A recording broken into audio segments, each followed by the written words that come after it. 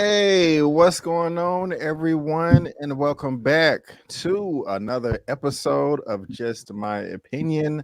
Thank you so much for tuning in. We really do appreciate it. Guys, we are back again as our audience loves to call us the dynamic trio. Yes, we are here to talk about one of the films that is blowing up right now at the theaters around the country, around the world. This is Spider-Man Across the Spider-Verse. Full spoilers review. Yes, you saw the thumbnail, you saw the title. This is going to be full spoilers. It doesn't matter anyway. The movie has been out for about 2 weeks now at the time you're going to be seeing this. And so I'm pretty sure you've seen it. It's doing pretty good at the box office right now, over $400 million worldwide. And we was gonna, at least me, I was gonna skip this. I wasn't going to do a spoilers review for this, but the fans out there was like, "Eman, Elliot, B. Avery, can y'all please do it? We want to see you guys collab, and that's what brings us here today." Also, just real quick before we get started, if you do want my non-spoilery review for Across the Spider-Verse, that is on my channel right now for you to view at your own leisure. But as you can see, I am not by myself. On my top right, I got Eman with Eman's movie reviews. Hello, sir. How are you? What's going on? How y'all doing? Yes. We're doing pretty good, man. Doing pretty good. Thank you so much for being here. And at the bottom, we got Elliot with Movie Files. Sir, how are you doing today? Good, man. Especially after you told, what you said to the people, be when people want to hear your thoughts on films and stuff like that. It's always exciting, man. So I appreciate you having me on, man. Already. Oh, of course, anytime, man. It's family over here. Guys, I also want to let you know that if you are into the audio only of your broadcast, you can check it out right here. There's a link to that in the description with buzzsprout.com. I'm on all of these platforms right here that you see on the screen: Apple Podcast, Spotify, iHeartRadio. You can see all of that yourself. Also on SoundCloud if you want to get your audio only version on. And then we just get myself pubbing out of the way. Also, Flash, by the time you see this, Flash will be in theaters. And I do have my non-spoiler review for that on my channel. You can go check that out. Also, the latest episode of the Superhero Comic Smashdown, where every Sunday, 6 p.m. CST, I talk nothing but comic book superhero news. So check out that. And also my initial reaction for Secret Invasion, episodes 1 and 2, non-spoilery reaction. If you don't have a Disney Plus show, you need to get one because the show is serious. That's all I'm going to say right there. If you want to follow anyone on this broadcast because you love what we have to say, our social media handles are on the screen. Alien and E-Man's information is in the description box of this video. And like always, they are on my channel tab on that top row. So show them both some love. I think it's safe to say, man, that we pretty much enjoyed this film. I had low expectations. I thought, to be honest with you, that the movie was not going to be as good as the first one because when I was blessed enough to get my screening, it was like the day before it came out. And that's usually not a good sign from the studios, but I was wrong, way wrong. Not only is this movie making money, but the fans, the critics, everybody around the world is loving it too. Some are saying that this may be the best Spider-Man film released to date. We're, of course, going to get Elliot and E-Man's opinion on that. But I really did enjoy this film. I really did enjoy Into the Spider-Verse, and I liked Across the Spider-Verse even more. I mean, this was a dream come true, a love letter, in my opinion, for comic book fans, for Spider-Man fans. And so I'm gonna pass to E-Man, see how he feels, man. Are you share my sentiments, or are you low or high with that, sir? How you feeling? No, I'm right there with you. I loved Into the Spider-Verse. I thought it was a fresh take on just the Spider-Man mythos and all that. And going into this film, I had a couple concerns, and I guess we could talk about that later. But this exceeded my expectations. This went above and beyond what I was hoping for, and I couldn't ask for more, really. Like it really got the job done. Lord and Miller, they completely understood the assignment. They knew what they had to do when it comes to Spider-Man. And yeah, this to me, like, really I mean, I've got it in the conversation as one of the best movies of the year, you know. So it's definitely worth the watch. It definitely lives up to the hype, and yeah, blew me away. Gotcha. Elliot, man, how you feeling about this, man? Your general impressions, you know, you got your non-spoiler review up there as well, but you know, how you feeling about this? Is this your favorite Spider-Man, your least favorite? You know, tell us how you feeling, sir, so far about this film. Yeah, no, similar to Eman, not only is it my favorite film of 2023 thus far, it is my favorite Spider-Man film of all time, because I think it just hits on so many beats. Number one, I love Into the Spider-Verse, and like Brandon alluded to, it's so hard to imagine a film being better than that, but they managed to do that plus some. Being a big Spider-Man fan growing up from the animated side of everything, it just really brought a lot of those elements to what I love about the character and what it means to be a Spider-Man, on top of just the uniqueness of what Miles Morales and his story brings to the overall narrative. It has funk, it has flavor, it has swag, it has stakes, it has consequences, it has amazing animation. And I've always been an advocate about, you know, because I know a lot of people think that, you know, animation is just for kids. You know, it's been debunked for years, but you know, this film just continues to bury that narrative that animation can push the envelope, not only from a visual standpoint, but from a narrative standpoint, because the story is just so strong, on top of great characters, great, build up for, Beyond the Spider-Verse. But I really, really enjoyed this film on so many levels. It just, it worked for me on a lot of points. And like I said, to me, it's to date my favorite Spider-Man film that we've currently gotten. Yeah, man. I'm gonna go clap for the film right here. I want to say this. We are pretty much in the middle. I was thinking we was in March for some reason, but we're not. We're in the middle of 2023, 6 months down, 6 to go. We're literally in the middle of this month too. Y'all get it.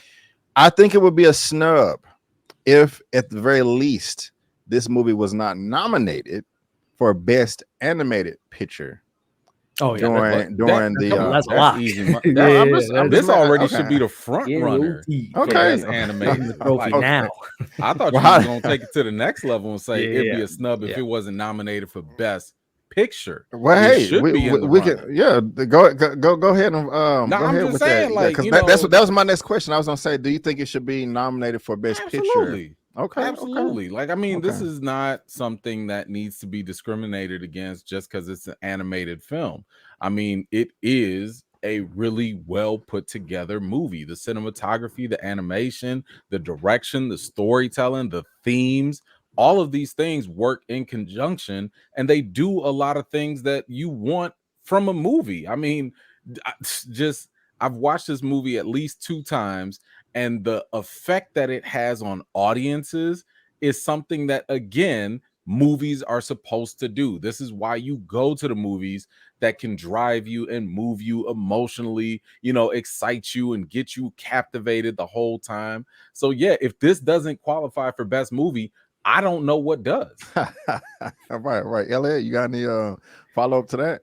Yeah, no, the animation side of it is definitely a lock. Like I said, they just need to send them that trophy right now and don't waste your time. But I definitely agree that it should at least be in the conversation. Of course, we know we've been following films for all of our lives. We're not even in the Oscar season, as they like to call it, during October and November. So there are still movies that, can imagine that might get into the conversation. It does have an uphill, battle to climb. Animated films, as far as my knowledge, if I remember correctly, Beauty and the Beast and Toy Story 3 were the only 2 animated films that's been nominated for a Best Picture. So it's a rare thing, on top of it being a comic book film with Black Panther and the Joker. So I'm hopeful, but again, I'm very, I also am very aware that there are, as Brandon mentioned, there's 6 months left in the year, and a lot of those heavy Oscar, Martin Scorsese, Christopher Nolan, all those stuff will be out later this fall, on top of things that we probably haven't even crossed our radar yet that might get that conversation. But I'm hopeful, man. I'm really hopeful. Last year gave me hope with 2 blockbusters like Avatar, Way of the Water, and of course Top Gun Maverick, kind of that more blockbuster, auteur drama type of story. So hopefully those are just signs that they are now open to the idea that these comic book movies are more than just comic book movies. They're movies that, like Eman said, move people and bring people to the theaters. Yeah, man. Gosh, this movie, I don't think I haven't. I gave the film a 9.25, my initial rating, and that was only after seeing it once. And it may rise, after we talk about this, because I really don't have any complaints. I'm impressed with everything. The animation, the design, the score was serious. I was paying attention to that even more the second time around, bobbing my head. I want to buy the CD or download it. But what I'm really impressed with, man, are all of the relationships that our heroes had with their parents. Starting off with the film, we had Gwen and her dad. Had a great relationship with Miles and his dad, and Miles and his mom. And the thing is, I don't think I've ever seen any superhero movie to where the father and the son were kind of fighting the bad guy together. And I like that. I like that for a number of reasons, because when Miles was with his dad, played by Brian Tyree Henry, going after Spot, I don't know. I just thought that was kind of cool with them going into the holes and going into the portals, and him having to literally answer the phone to talk to his wife while he's hanging on from a ledge. And it's not coming across corny or anything like that. That may have been really difficult to accomplish in a live action feature, but in this animated film worked. And when Spot goes away and they're like on the docks and he's like, bring in the crane and to get the police car, but they're just up there talking like, oh my gosh, his dad like, oh my gosh, you think you have a handle on being a good parent, then all of a sudden your kid just grows up on you, and I don't want to lose my kid. And it's just like that just seemed like a real genuine relationship right there. I mean, he seems like he's a great father, like he's doing everything that he's supposed to do. Miles, you just got to talk to me, but he's yelling at him when he's getting read in or celebrating his promotion of being a captain. And I see both sides of it. He's like, hey, I just think when with no skin in the game, I think you just need to let your son, spread his wings. And it's funny too. Like that relationship right there was really impactful to me, and it's just not anything that I expected in a film like this, man. And so I don't know, Elliot. I mean, how did you feel about that? The relationships, you can talk about that. Yeah. I was just also blown away again by the beginning of the film. We got a good 10 or 15 minutes with Gwen Stacy alone, which was amazing, and she's not even the main star. So yeah, man, either one of those, all of it, how are you feeling about all that?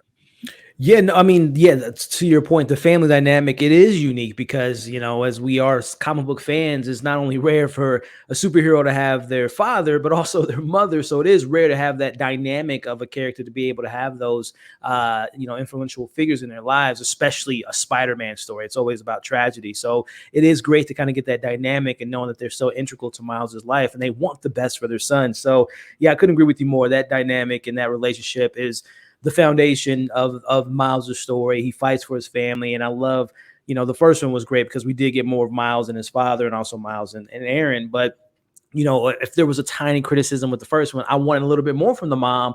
And I love that we got that follow up in the sequel, especially that scene when on the rooftop, as you just kind of alluded to. She just wants her baby boy to be safe, to be who he is. That's what, which was a perfect tie-in to the end of the film, him actually picking a path to go on and being his own Spider-Man. But yeah, I thought the family dynamic was great. As we'll talk about later, Spot was a very awesome, visually stunning, cool character. I love this kind of the funny thing of the bagel and how that ties into the first one. I do have an issue with like the absence of Spot for the second and third act. It's like, what was he? I mean, I know he was leveling up, powering up, but what does that look like for 40 minutes into the film? I was just kind of curious about that, but I thought Spot was pretty cool. And the Gwen of it all, the opening, that going to her world, going to her Earth, seeing all the visual stunning aspects of it, as well as getting the Vulture, the paper mache version, and of course we get introduced to Jessica Drew and Spider-Man 2099. So I really enjoyed that aspect, and I'm sure, as we'll talk about later, the Gwen Stacy of it all and her kind of having more to do in this one, how we feel about it, maybe taking a little bit from Miles and all that. We'll get into all that, but generally speaking, I really, really enjoyed that opening and thought that Gwen and her father's relationship was a good payoff at the end as well. Right on. And Eman, I want you to talk about whatever you want, but I did see your non-spoilery review, and you made some good points, sir. You liked it, but I know you was a bit conflicted, with the beginning as well, because you kind of felt that even though the Gwen was good, it may have taken away from Miles. I don't want to. Yeah. I'll let you. I'll let you expand on that. But Yeah. I liked your take on that, man. And so you know, you're like, do I like it? Do I not like it? You know, Right. so kind of break that down and everything else Yeah. as well, if you don't mind. No, it's that, like I said in my review, like I put it in the bad section, but like not because I didn't like it. It was just the fact that like this was a concern that I had going into the second film.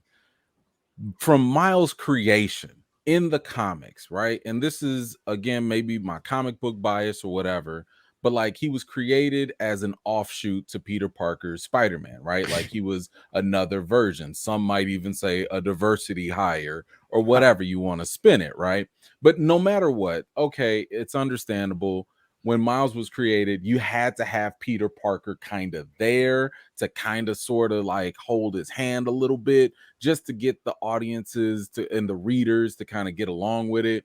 When Peter was killed off in the comics, just like in Into the Spider-Verse, there was backlash that happened, and a lot of people didn't want to accept him as the main Spider-Man, even though it was in an alternate universe, and the 616 Spider-Man was fine. So what ended up happening was in the comics, they had to bring Spider-Man back from the main universe to kind of say, it's okay, I give you approval and my blessing, you're the Spider-Man. And it kind of gave me some like Jackie Robinson vibes a little bit, where you needed white validation just to let this black character exist. And I was concerned that like in Across the Spider-Verse, they would kind of continue that they would be too afraid to let Miles just take on the whole movie. Let it be just his story. So when, in the first movie, you had literally all these other Spider-Men, that were there to kind of almost be like a crutch for Miles. I gave him that pass because it was like, yo, it's fine. It's his first movie. We get it.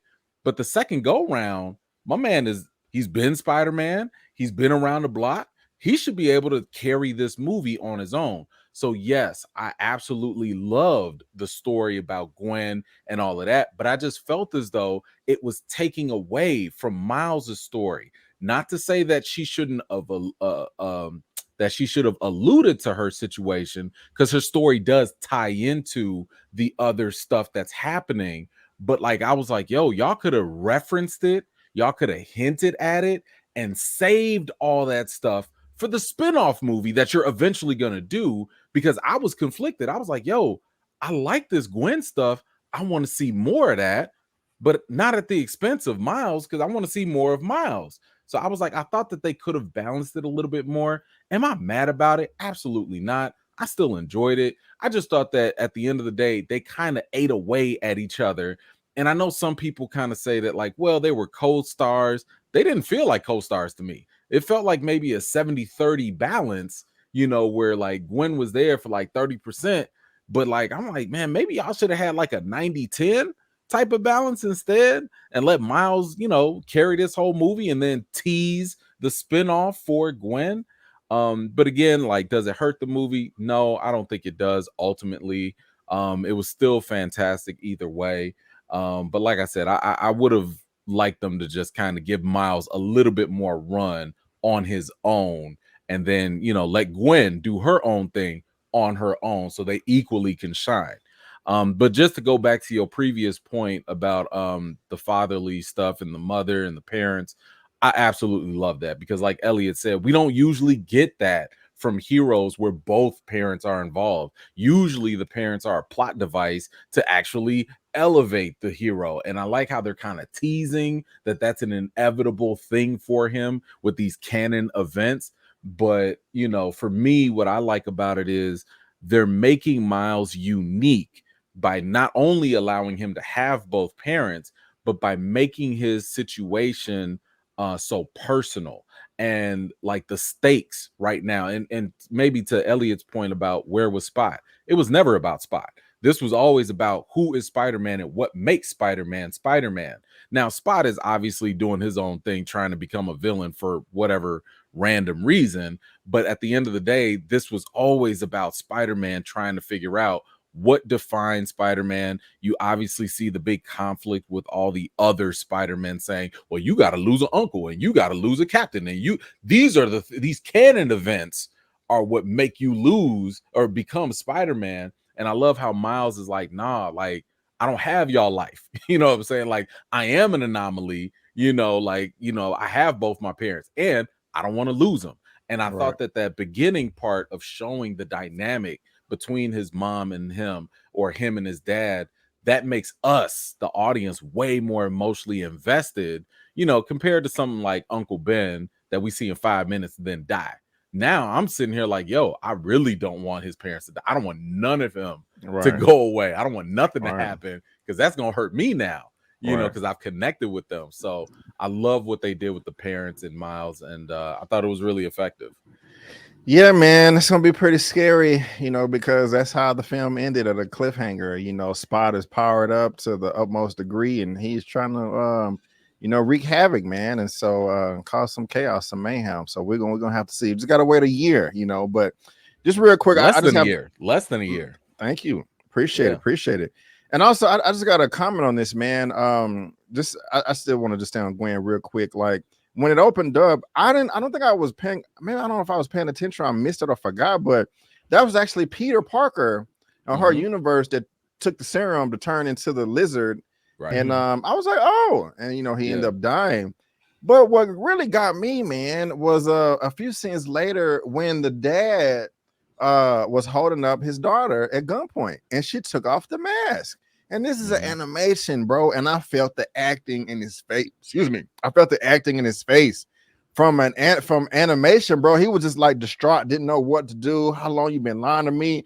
I was it stood out to me the first time I saw it, and the second, like, man, this movie is really, really good. I'm just really impressed by that, man. I didn't think I was gonna get anything like this. So kudos. But just to add on to that, what I loved was the fact that they used the environment to sync with the emotional stuff that was happening. So, like, for example, the moment she like hugs him, all of a sudden you see the colors change. Yeah. You know what I'm saying? Like whenever you see the tensions or the emotions shift, so do the colors and the vibrations. And I was just like, yo, I'm feeling this movie on so many different levels. So I thought they did that very well.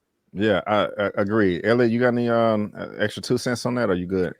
No, I think I'm kind of in the camp where I understand where Eman's coming from with the time that we spent with Gwen, but then I think at the narrative of it all, as far as like what it meant to, like Eman said, 2 miles of story, as far as concealing your identity, because as we saw with Gwen with her dad, how he reacted to it, and how Miles was just so afraid to reveal his identity because he was afraid of the consequences.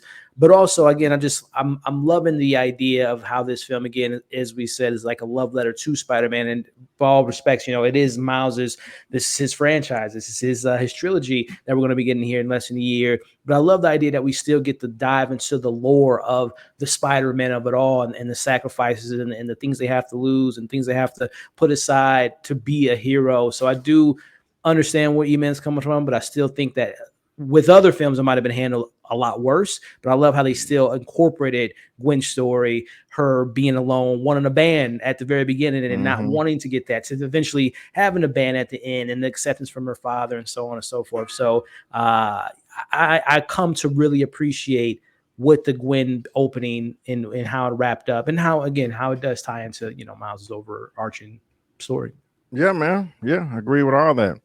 Multiverse, they did a great job of breaking it down. Simple, maybe the best that we've seen. Man. It's very easy to follow. Yes, sir. Nice illustrations. It was kind of funny. Like I forgot the AI that Michael O'Hara, Spider-Man 2099, the little widget or whatever. I forgot the name of it. It was like a yellow character. But do the explaining thing. He was like, what are you talking about? Like the explaining thing. And then they just start showing the things in the Canon events and all that. Yeah. But even before that, though, going back to Spot, when he kicked his own butt into himself and was sticking his head into various universes, I really did enjoy that as well. Even when we got to the Lego Batman, I don't even know if y'all know, there was a small child or a black teenager. Yeah, 14-year-old. Yeah, thank you. That actually rendered that whole thing, and they hired him for it. So I love it. Yes. The second time, I didn't know that the first time I was watching it, but the second time I was like, yay, go 14-year-old boy. Yeah. But I mean, I like that, man. And they went into the Venom universe as well. I thought that was very clever. You That's know, my negative. Anything with Venom, keep it away from this franchise. No, but I'm it, joking. it worked in this one. Yeah, And yeah. what was funny to me is Spot was like, wait a minute, you're acting like you get random crazy events like this all the time. Like I'm coming from a different universe. And she's like, bro, you know, my homeboy Venom is on speed dial. You know what I'm saying? So this ain't nothing new for me. I really did like that, man. But Elliot, man. Can I Go, just point out? go No, ahead, just go ahead. real quick. This is why I had a hard time judging the Flash, because this did it so seamlessly. Like when it came to explaining the multiverse, it connected everything to Spider-Man. It didn't sit here and show us the X-Men or some other fan service. It kept it straight to the point. When they did the multiverse hopping, it was not some weird bad CGI. They just did it in a simplistic, realistic way, given the parameters. And I was like, look, this was easy.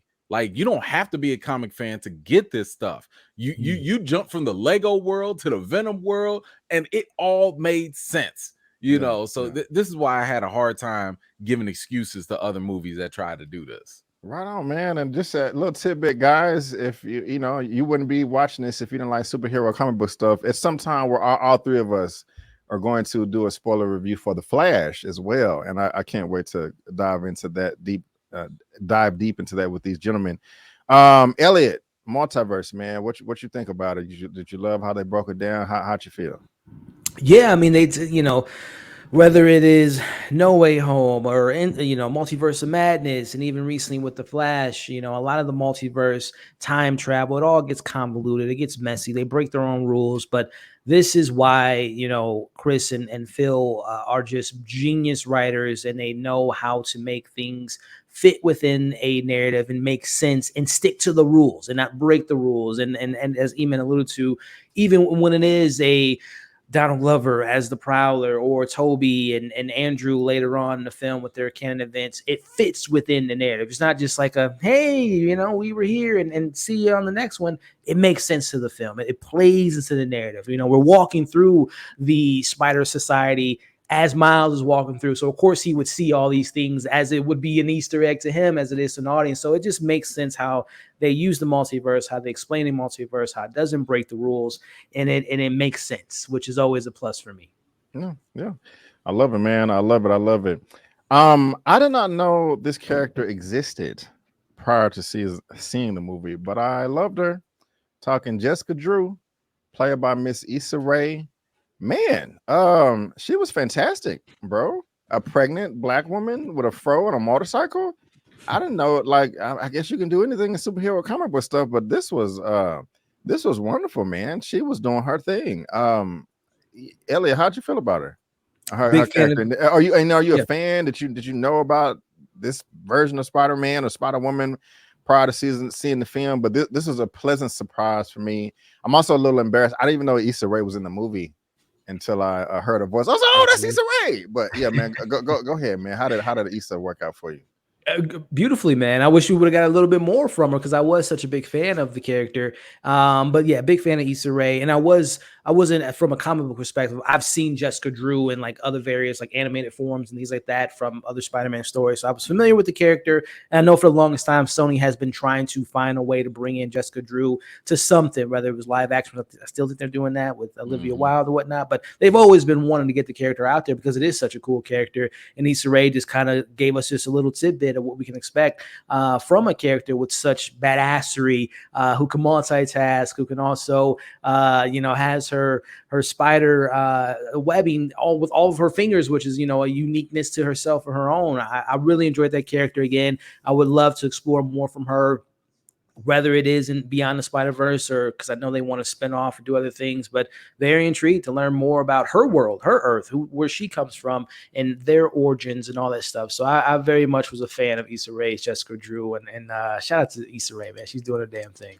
She is, man. Eman, Jessica Drew, Issa Rae, how'd you feel, sir? Oh, I mean, I can't really add much more to that. I mean, she was enjoyable. I liked her. I wanted to see more. Like, I was like, yo, this is a great tease. where's the spinoff? So I liked her. I got you. I got you. I was also, Daniel Kaluuya's character, Hobie. I wasn't too familiar with him as well. I mean, he was cool.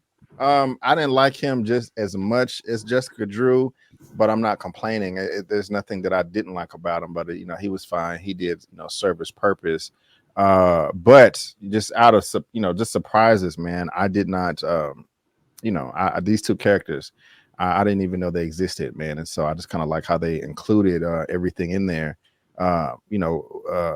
with them being in the film. Also, the team that Miles was with in the first film, Into the Spider-Verse, I like that we didn't get to see them until the very end as well. If at one point in time I was watching this and I was like, wait a minute, what happened to his friends that he made during the first film? Are they going to pop up? It's kind of disappointing that they're not in this film in any capacity, but they popped up in the end. I did like that, and that kind of gets me excited, for what's to come. I think we're all excited or whatever. So, but Eman, I'm gonna stay on you, man. How you feel about the whole? I guess it kind of ties into the multiverse stuff we were just talking about, but the whole Canon event thing, and just how strict Oscar Isaac was of Mr. Spider-Man 2099, Miguel O'Hara. How did you feel about that? And that whole dynamic right there and the way he broke that down. And I also want to ask, do you feel that he's evil in a sense, or that he could go to the dark side? Because I kind of think that's possible in a way. But how you feel? Yeah, I don't think that's possible at all. I mean, first of all, his powers are a lot darker. Like the type of spider that bit him, gave him fangs and all this other stuff. So he kind of gives the impression that he's more vampiric, in that sense. But he's not. Like, he's still, a good guy. He's still Spider-Man. He's just more aggressive. He's a little more aggressive than a normal Spider-Man. But he's not as bad as, like, when he gets the Venom suit or anything like that.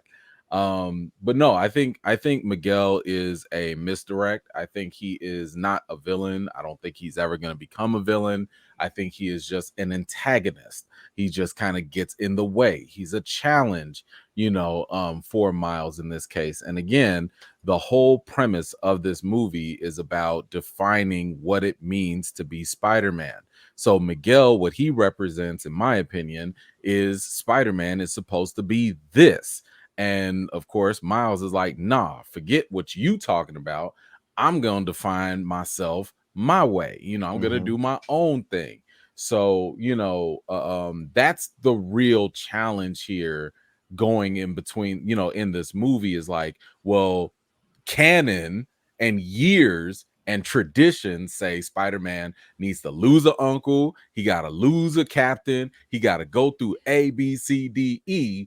And Miles is like, nah, man, I'm finna do X, Y, Z. I'm gonna do my own thing. I'm gonna go do whatever. So, I don't think that Miguel is evil in any way.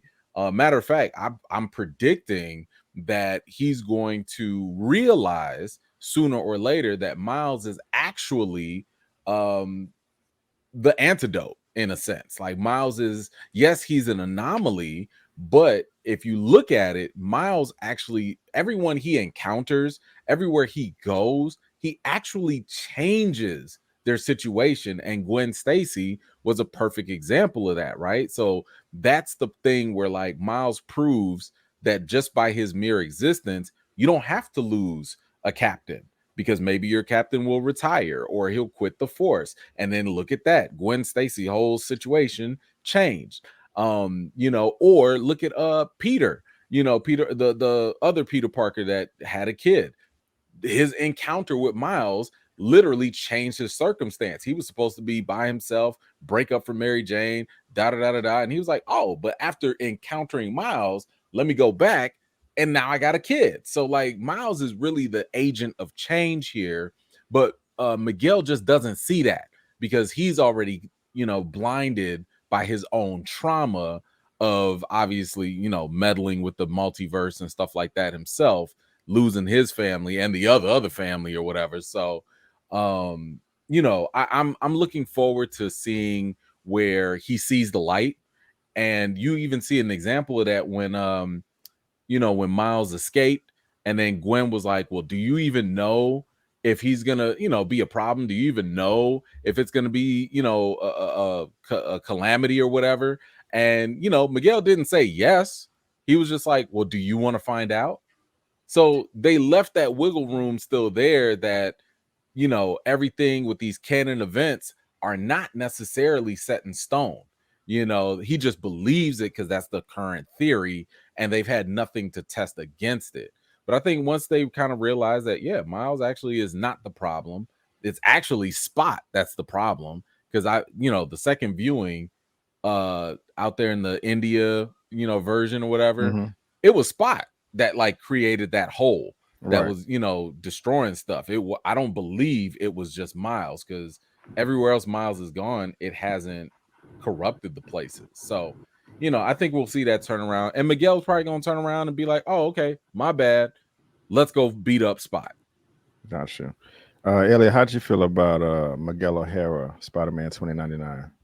Yeah, no, and this is why I love this film. Again, it's just like it just takes a switch of perspective, that you can understand where Miguel's coming from just the surface level of like, I'm trying to keep the multiverse intact. And if it requires one person, yes, it's your dad, it's for the greater good. So you can kind of it's the whole Thanos conversation. Like, a little, maybe there's a lot of sacrifice being had, but you can understand what they're trying to do, which I love, because it's that gray area that I love about characters and not just black and white. So yeah, I'm very like Eman. I think that there is more to the story about the canon events, and there's more to, I think he didn't give away all the secrets and all the stuff that he knows. So I think there's a lot more revelations to be had with that character and kind of the whole canon events of it all. But as far as the character goes, man, again, it just goes to show you that these creators, these characters are just rich, they're complex, they're layered, and they know how to use them. And I am very much a fan of the voice acting by Oscar Isaac.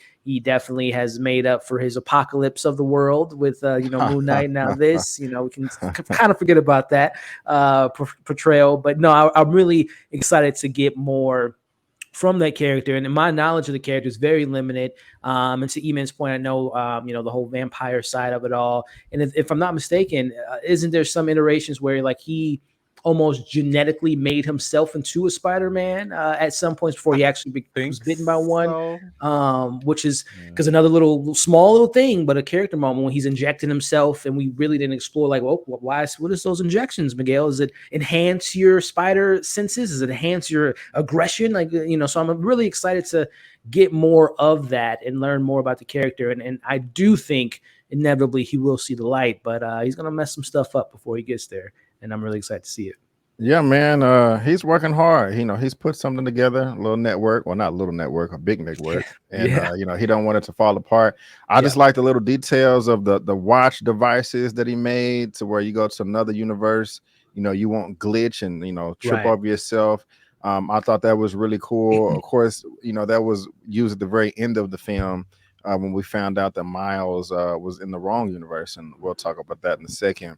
But this seemed like this would be common sense, in any Spider-Man film. But just one of the great things about this is we actually got to see Spider-Man swinging from buildings in New York. We don't get that at all in the Tom Holland Spider-Man films. Homecoming, he was just now learning his powers, and at the end of the film, when he had an opportunity to do that, they wanted him to drive a car. The second film, it was overseas in Europe, and then the third one, it still just wasn't that much building swinging from New York. It's kind of like having a Superman movie, in my opinion, without having him fly. Just really annoying to me. So just the fact that we were able to get that. Also in the foreign country, I don't know what the name. It started with an M. I was gonna say Mumbai, but I know that's not the name of it. But the Spider-Man, he had the flaring hair, and he had the bangles on his arms, like he was Miss Marvel or something like that, and using that to take down bad guys. I forgot the name of the country, but that whole entire sequence right there was dope as hell to me. I absolutely loved it. That was a highlight of the film to me, where they're all using their spider powers and just webbing the hell out of everything. Portal opening up at the end, seeing all the Spider-Man come through. They're scanning various objects and debris on the ground to see, okay, is this an anomaly? Would this create a mess? With this guy right here, I can't even pronounce his name down there. Pavatier. Yeah, I'm not even gonna try, but it was dope. It was dope. Eman, how'd you feel about it? Oh no, that was amazing. I love the inclusion that they had in there just to show the diversity of Spider-Man across the multiverse. I mean, it does get a little boring if Spider-Man's always like one type, one kind. So to show that variety was absolutely amazing. I was looking at that scene specifically, my second rewatch, and it is so fast paced. It is so awesome that you always gonna catch something else that you missed. Like there was this one time when they were running into the building that was falling off. Miles dove in there, literally caught 3 people, flicked them out the window, web slung 2 other people, threw them all out, jumped out, turned around, hit a boulder, and then caught everybody. I was like, yo, live action could never. Right, okay. Right. But like right there was just, I mean, and that was like 20 seconds, you know, like so much goodness. Probably took some 6 months to animate too. Right. And that's the other thing too. Like you just, when you start to conceptualize just how long it took to do that. Matter of fact, I think I just saw something about how the entire chase, that multiple Spider-Man chase, the spider chase, that took 4 years. Like that took that's 4 years to do, which is nuts, insane, you know. But at the same time, I've always said I'll wait for quality. Like if you tell me I gotta wait another 4 years for it beyond, I won't like it, but I'll deal with it for good quality. But no, that whole scene to me was amazing, and I was definitely here for it. Yeah, man. I think they said they had about 1,000 animators to work on this whole film, and I believe it. But yeah, man, Ellie, here, same thing, man. How'd you feel about that, man? Just the action in general and all the epicness that this film contained. It was pretty amazing.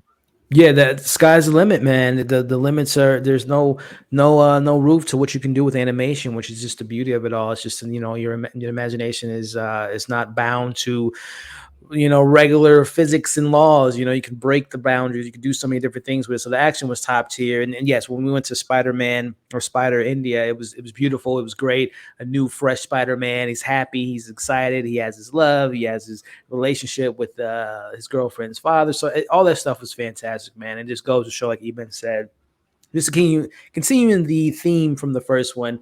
Anyone can be the Spider-Man behind the mask. And we get to see that times 10 in this film with all the different various spider people that we got to see in Spider India. Was definitely top tier. And I know we talked about it earlier, but I just want to put it out there. Spider-Punk was my favorite new Spider-Man. I love Daniel Kaluuya as that character, and just what they brought to the role. But yeah, that whole scene was great, and the action was just chef's kiss. I love it. If we talk my favorites, I got to go to my man Scarlet Spider. Now, I was not a fan of whatchamacallit dude that was playing him. I didn't care about that. Andy Samberg. Know, all the dramatics. I don't care about none of that. Just the look. That is absolutely one of the top looks, uniforms. I'm trying to any Spider-Man I've ever had. Scarlet Spider. Why am I having with the blue hoodie, ripped shirt, ripped sleeves? Did he have a brief line of dialogue? He was the one at the end. He was the one at the end. And he was always emotional or whatever. Okay. That sky blue hoodie. Oh my god. Yeah, that's right so there you go. That is classic 90s Spider-Man. I if I was in shape, I'd wear that every day. Hey, there you go. That's your motivation right there. Yeah, man. It was so many Spider-Man in there. Yeah. It's ridiculous. I think I read something over 240 characters in this movie. Like that, yeah. So it was a lot. Donald Glover, he popped up in his version of an anomaly of the Prowler. How did y'all, Eman, how'd you feel about him and his inclusion and his brief absolutely cameo? Loved it. Once again, that's how you do fan service without compromising the story. It made sense. It flowed. It was a great reaction for fans. It renewed my faith that they are going to actually follow through with the live action Miles Morales. They already teased it in Homecoming. Listen, I'm not saying Donald Glover's getting old, but I'm saying my man got a whole gray patch compared to the last time we seen him. They need to hurry up. They need to hurry up at least, you know. But no, I was just happy that they renewed that idea that no, we didn't forget about him, right? We didn't forget about him. The other 616 MCU Miles can still happen, so I'm looking out for that. Already, Elliot. Oh, Donald Glover. Goes without saying, I'm a huge fan of Childish Gambino, Atlanta, all this stuff. So, and the history behind, as Email was kind of alluding to, kind of the inspiration of Miles Morales came from, Donald Glover, Community, and all that different stuff. So it was great for him to finally get his time to actually have a little bit more integration to the story. And yeah, listen, I'll say this, man, if Harrison Ford and Sam Jackson has taught us anything, you can do action until you're in your 80s. So there's still some gas in that tank for Mr. Donald Glover. But yeah, I would love to see Marvel making because I read something, I don't know how true it is, that he was going to do some obscure boogie night dancer villain that they were going to do because Sony's literally just picking anything to do, but they apparently canceled that for they can maybe have the Prowler be in the MCU. So I'm here for it. I'm a big Donald Glover fan, and I love that moment there. And I'm very curious to know if that was another universe's Prowler, if that was maybe the 616. But no, neither here nor there. I'm a big Donald Glover fan. I love that he got that moment. Yes, sir. I agree. Oh, it would have been such a big, huge missed opportunity if they didn't do the joke, but they did the classic Spider-Man joke with everybody. So that was perfect. I loved. They even pointed each other in the background too. So now the question is that going to get played out if they do it again? It could. It could. I mean, the first time they did it in No Way Home, that was cool. I don't think they did it as well. Right. I agree. They could have done a little better. Right. I'm just wondering, like, okay, if y'all do this again, and they did it into the Spider-Verse, and then they did it into the Spider-Verse in the post, and that was amazing. That was great. Yeah. That was great. So I think it just comes down to tone and delivery. You know what I'm saying? Don't force it in there. If it don't fit, don't put it in. But go up to Spider-Man. I mean, that was perfect. That was funny. And but this is what I'm talking about. Like, this is why I'm concerned. And I mean, we're not at that point where we're done yet, but like, this is why I'm concerned at the fact that, when this is done, Beyond the Spider-Verse comes out, after this, they're saying that that's it for Miles, right? Like, at least for animated form. I don't trust anything Sony's going to do without Lord and Miller. Because we've currently seen the best stuff that they can do without Marvel's hand-holding is when Lord and Miller are involved. Everything else that they've touched has not been good. And I don't want them dealing with like a live-action Miles Morales, like at all. Not by themselves. Only exception is the Raimi Spider-Man 2. I mean, 1 and 2, yeah, but I won't even say 1, but one was still good. 1 was still good. 2 is like one of the best. Oh yeah. That's still probably top 3. Yeah. Am I out of the 10? Yeah, man. I love the conflict. It was real. You can really see both sides of it between Miles and Michael O'Hara. You're not gonna let your daddy die. You're just not gonna do that. Okay, like, I mean, even Brandon, the multiverse is saying, no, I'm still gonna try to find another way. I'm not just gonna let him die. This, what are you asking him? You know what I'm saying? And so, and he is precognition. He knows it's coming. Everybody else, it was just an event that happened and they responded to it. This, he has to just sit there like, hey, I'm going to put you into this holding cell for 2 days and you can't go anywhere and just wait. No, he electrocuted his way out of there. I thought that was perfect. And just the way that the camera was panning up, looking down on a bird's eye view of all the Spider-Man surrounding him more and more and more. It's like, man, what is this, an intervention or something? And he was 10 toes down, convinced, like, no. Did What's you up? notice how Hobie came through? Hobie be coming, he comes That's what I'm through saying. That's my every guy. single That's time. my guy. Just the subtle thing, the first time he was going against Spot and he was trying his powers and stuff, and he was like, "Yo, next time use your palms." Yep. And then right during that scene, he was like, Right. "Palm," Good and then that was it. observation. Like Hobie coming through in the clutch. Why did he quit? Why did he quit? He don't care about You don't establishment. care. Exactly. Yeah. He got leaning out of it. My man beat to the, he goes to the drum of his own beat, just exactly. Okay. So there was an amazing it kind of reminded me of Fast and the Furious 6, where they had the 60-mile runway with the plane. At the ending of this, where Miles is trying to escape and they're going up on that shuttle, and they got all those, that was a long ass ride. I just kind of thought about that. But that was intense right there. The dialogue, just the stakes, everybody's attitude and all of that. I love that. And Miles ends up going to the wrong universe, and that was intense. Everybody's waiting on him in his universe, but he's in the wrong one or whatever.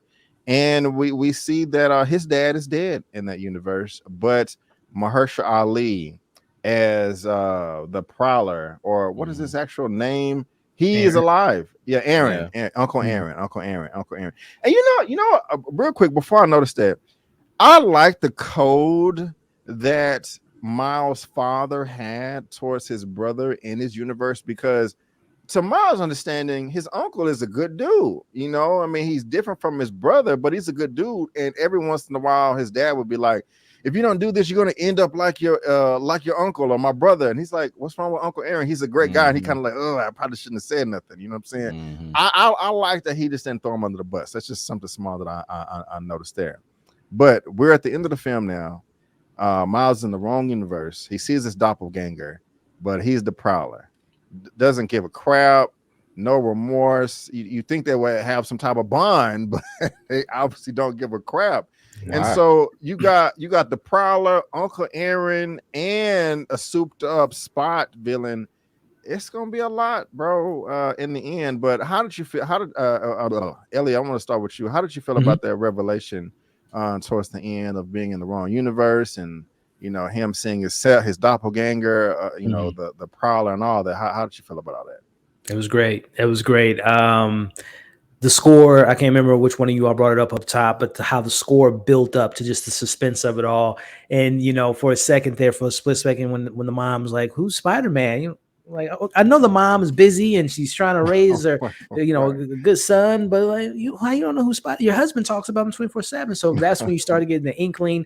And then of course, when Aaron comes in, knocks him out, and I love that Prowler score. So when shout out to Jerome Jarrell, who's incredible. I didn't even realize that was him at first. I thought it was just Shamik Moore deepening his voice, but they actually have a whole different actor playing him. Shout out to When They See Us.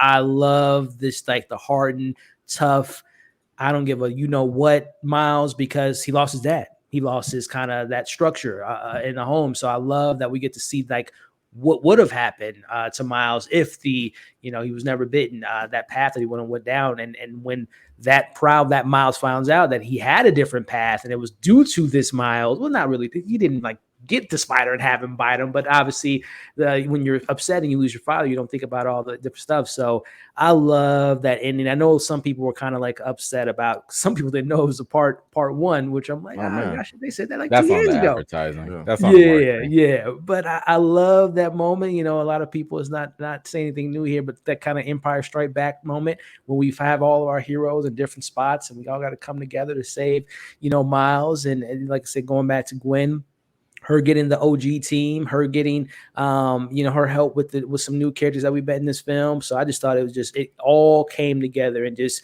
did a lot better than Fast 10 and that stupid ass cliffhanger. And it was just a great mic drop moment. And like, man, I can't wait. Hopefully the March, because I know there's been some speculation about people haven't recorded their vocals left. So hopefully March is sticking the landing, because man, that ending was just, woo. I wanted more. I wanted to sit there for 2 hours. And before I come to you, Eman, like when Gwen, she knew what she had to do. She had to address the calling, and her father accepted it. and opened a portal in the room, and she walked through it, and her dad was cool. But then when she goes and recruits Peter B. Parker, she just opens it like Peter is doing something. Peter B. Parker is doing something in his room, and then you see a shadow. Yeah, and then his daughter, webs down and points out the window, and then it's just Gwen standing in front of the open portal. The beat and the score coming bro, in. Yes, I'm about to jump in the portal. Let's go. That's what I'm saying. I'm spitting this on. I am excited. I'm spitting everywhere, bro. She's just standing there, bro, looking up at the window, like, what time it is? And he's like, yeah, I gotta go. Don't tell your mother. I'm like, oh my God. Hey, Eman, I'm like, bro, I want to go see it again right now just for that. I'm like, let's go, man. I knew it was about to end too. I was like, oh shit, but how did you feel, man? You see how I'm feeling right now, bro. How did you feel, man? Because I love that. I was super geeked. I mean, the first time around, I thought that was an excellent, twist. You know what I'm saying? Because did I know that he was gonna go to the wrong universe or dimension the first time? No, I didn't. Right. But then once I saw him go, once he started talking to his mom, and I kept seeing the switch of the camera and stuff, I was like, wait a minute. Why are y'all doing this? That doesn't make sense, So I caught it at that point, but obviously it was too late. It was funny because the second time I saw it, now I started paying attention to Miles's room, and this is why this movie has so much rewatchability. When you watch that conversation when he's talking to his mom, look at the wall on the right-hand side. Usually Miles would have pictures of Spider-Man. He has a picture of the Prowler's claw because he's drawing the claw there, right? So that was the first sign that he was also the Prowler. And it was interesting because I love the fact that this dimension or this reality that he's in, not only does he lose his father figure or his father, but he gains another father figure. But the other problem is the fact that there is no Spider-Man here. So there is nothing else for him to contrast or to even dream about. So he's kind of left with no other choice but to look up to, Uncle Aaron, in this case. So, that to me was a very interesting dynamic that they had to explore. But it was funny because a lot of people I heard were saying well, are they gonna kill Miles or what are they gonna do with him? And I'm like, they just don't trust him, because he got in there, and obviously Aaron, who's very perceptive, right? Even if you play the video games, Aaron's one of the first people that realizes you Spider-Man. Yeah. He catches that quickly, right? He's very street smart. He's very wise, and how? If you think about it, how though?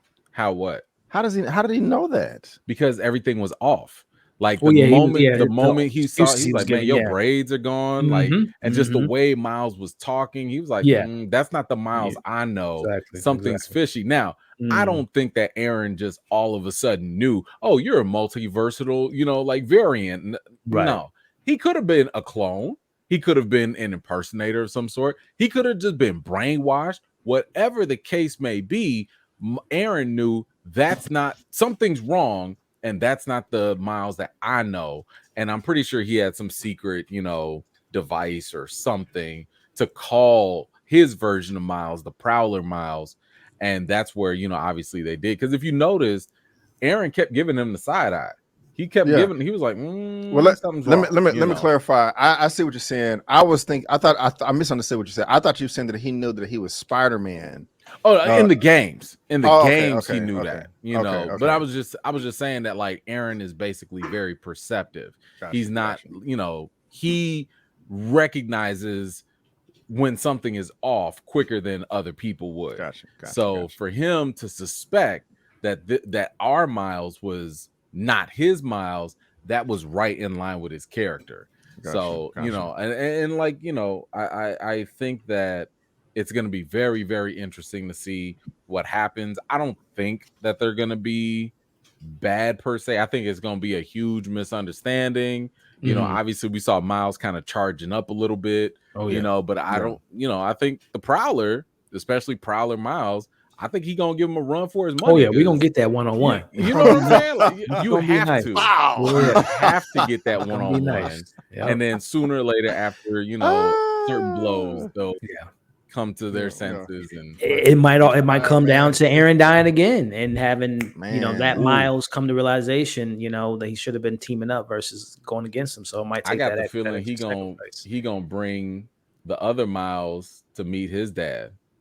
Yeah. Just to give him a taste, just to be like, get your closure or something. Right.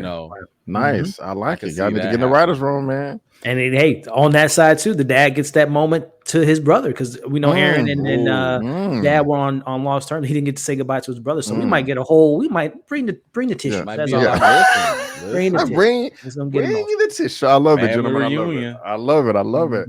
What do we leave out? We miss anything important or anything else y'all want to get off your chest? Important plot points that are geek out moments that I didn't bring up. There's only one thing I would say, and I'm hoping, and I'm gonna put this out there just for my hope and prediction for Beyond the Spider-Verse. I really hope that they actually bring in Madam Web, because I have no idea how you do a Spider-Man multiverse anything, and you don't have Madam Web in the midst of all of this at all. It makes no sense. That's literally like having a bunch of magic go down in Marvel and no Doctor Strange shows up. Are they still working on that movie? It's still slated to come out next year. I mean, I'm cool with it as long as Spider-Man is in the film, but I don't even know at this point. Everything is okay. Well, Elliot, final thoughts, sir. Final thoughts. This is and rating too, please. Yeah, no, it was a 5 out of 5, 10 out of 10 still to date. I'm very excited to not only watch it again in theaters, but to own it and watch it over and over again and fall in love with it again. So it's yes, it's a 10 out of 10, 5 out of 5.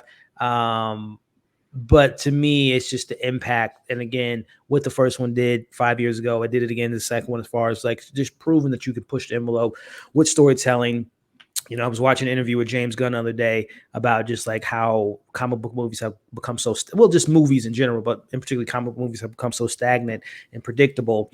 And there's films like this that remind you of how creative we can get, that there are just literally hundreds of years of these characters within the comics and so many stories we can pull from, but at the same time, not relying on those stories and having creative people, the 3 directors that we have here, the writers that we have here, the integrity that they have and the passion they have for these characters, that you can continue to impress us with these type of stories and these type of movies. So listen, I love me a good trilogy. And if which I'm pretty confident they will stick the landing, I'm not hesitant to say that it might be one of the best trilogies we've ever gotten when the third one comes out, because the first 2 have been perfect, and I would imagine their final chapter will be maybe just as good. So I love this film, and I can't wait to see what they got next. Yes, sir. Hoping, crossing fingers, all that. Eman, final thoughts, sir. Yeah, very similar to Elliot. I mean, I have no problem saying that, if they can stick the landing, this could definitely be one of the best trilogies, not Spider-Man, not comic book, one of the best trilogies. If they just match or exceed the same energy, that's all they have to do. Just don't be terrible, and they can bring this home. And I'd also have, I was hesitant to say it the first viewing, but after watching it the second time, I have no problem saying that this is the best Spider-Man movie, period. It's just the fact that this has taken everything that makes Spider-Man relatable, everything that makes Spider-Man who and what he is and why he was even created in the first place, and it's taken it up a notch. It's one of those things where, like I've told people before, the thing that makes Spider-Man so dope is the fact that it's not about him trying to save the entire universe. It's about him dealing with his personal issues and the existential bigger issues, but they all have the same weight. Should I save Mary Jane or save that burning building of orphans? Should I save Aunt May or should I save the multiverse? Like, all of it, to him, it's all the same thing. There's no real difference in terms of, like, which one is more important than the other. So, and that I think is what makes him so personable to to audiences. And I think they captured this perfectly, like we mentioned earlier, with his connection with his mom and his dad. You know, like I mean, it's almost impossible to like really not relate to that or not to connect to it. And by the way, I really, really, really loved how this had no fear to lean into the cultural you know, aspects of this movie that make Miles unique as an Afro-Latino.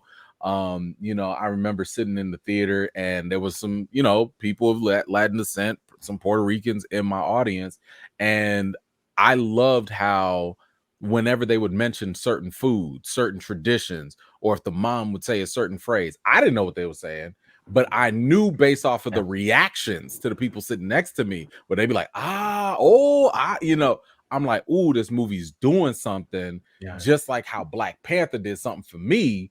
And maybe it didn't resonate for others, but people understood it was doing something. So like the fact that a movie can touch people beyond just the normal stuff like that, that is a sign of a great movie. And I thought that this was definitely one of the best. Yeah, man. Agreeing with both of you guys on that, on everything you said. It's safe for me to say that this is the best Spider-Man film out of all of them. Not by far, but you know, it's up there. It is number one. I really did enjoy it. One of the reasons being is when it comes to these superhero or comic book films, I want to see a full display of powers and abilities from my heroes given their current skill level. And I think that we got that not just from Miles Morales, but every character in this film, every Spider-Man film. I mean, every Spider-Man character, the Prowler, you know, even the father, you know, with him teaming up with his son. And also every conflict was real. You can understand both sides to every disagreement in this film, where it was Gwen's father versus Gwen, you know, not Peter, but Miles trying to show up on time for the meeting to go to the best school in the country for I think it was physics or something like that, you know, but he's out there trying to stop Spot, you know, from terrorizing the city. So I mean, he has a valid reason for not being there, you know, and his father just doesn't understand it. Like, why would you not, you know, father and mother, like, why would you not be here for this, you know, important date? You know, like, what is more important? And he can't get that communication out. This also, we talked about the relationships. I love it when a parent or a father can put their foot down and be stern and yell at their child, kind of like they need, like they're supposed to, but at the same time be soft and caring and nurturing and try to give them a hug. You know, like Gwen's father was like, hey, it's not too punk rock to give your old man a hug. The very beginning of the film, she ran over there, hugged him. Towards the end, she webbed him in. You know, when Gwen showed up from the multiverse and I keep saying Peter, Miles was like, I'm grounded. You know, he got yelled at on the roof, but the parents knocked on the door and was like, hey, your father is here and ready to listen now.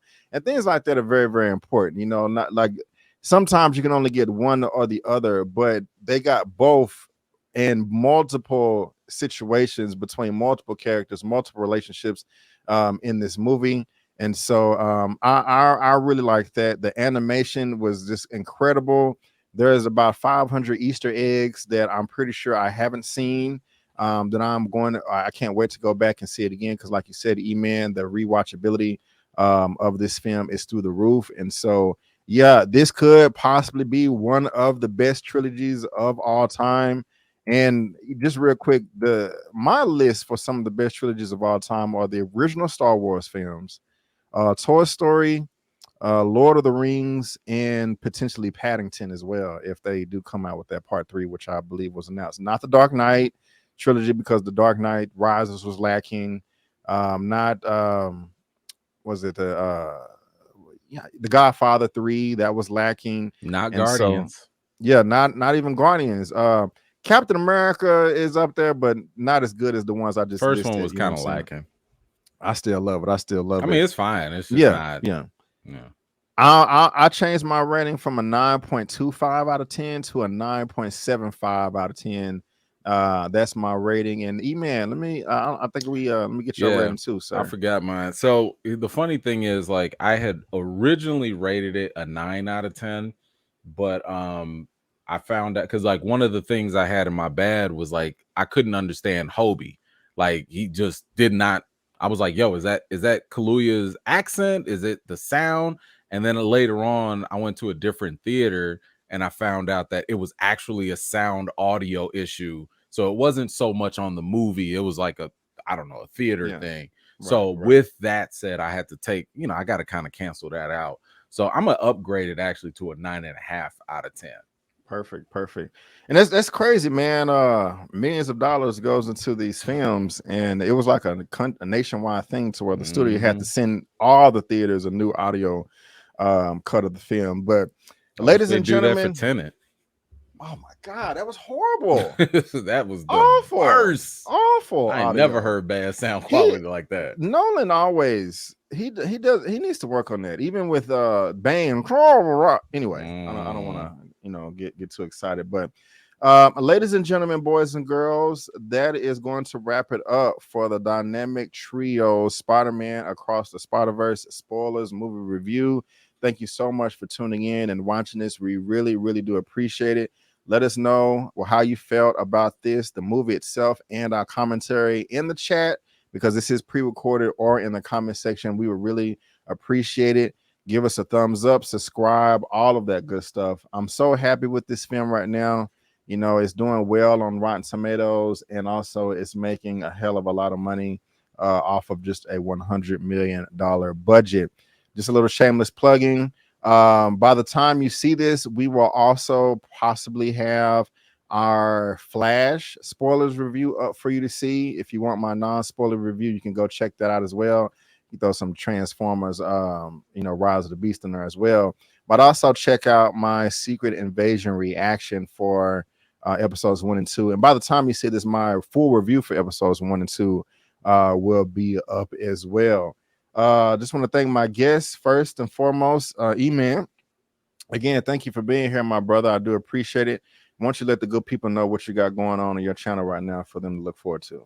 Yeah, right now you could definitely go check out the channel. I just uploaded a couple interviews from Elemental, which I thought was a pretty charming movie for what it was. And then, of course, I am covering the show From on MGM Plus.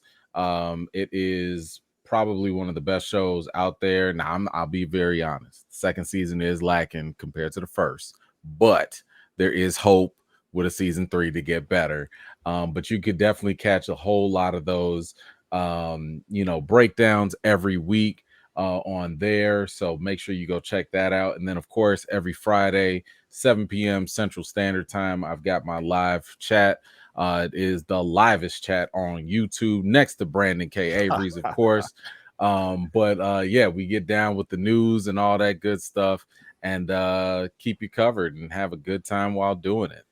Already. And again, man, congratulations on your recent milestone of reaching 100,000 subscribers. You're actually at 101 now. So yeah, that's what's up, man. That's what's up. So congratulations on that. And of course, last but definitely not least, we got Elliot with Movie Files. Sir, again, thank you for being here, my brother. I do appreciate it. And won't you let the good people know what you got going on your lovely channel for them to look forward to?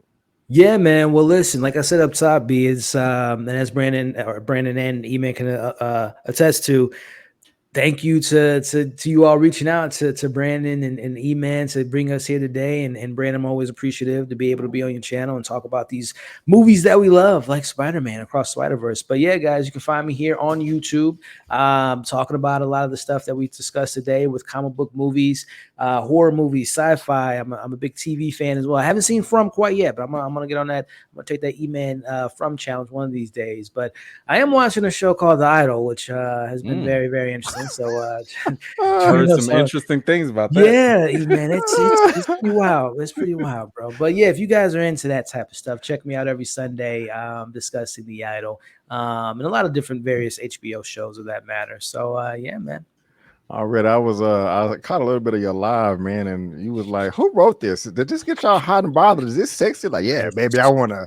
I ain't even seen it, but I heard your commentary first, and everybody also complaining about how bad it was afterwards. So I got a little tickle out of that. But anyway, guys, again, we want to thank you so much for tuning in. And before you go, don't forget that I'm B. Avery. That's Eman, and that's Elliot, and that's just our opinion.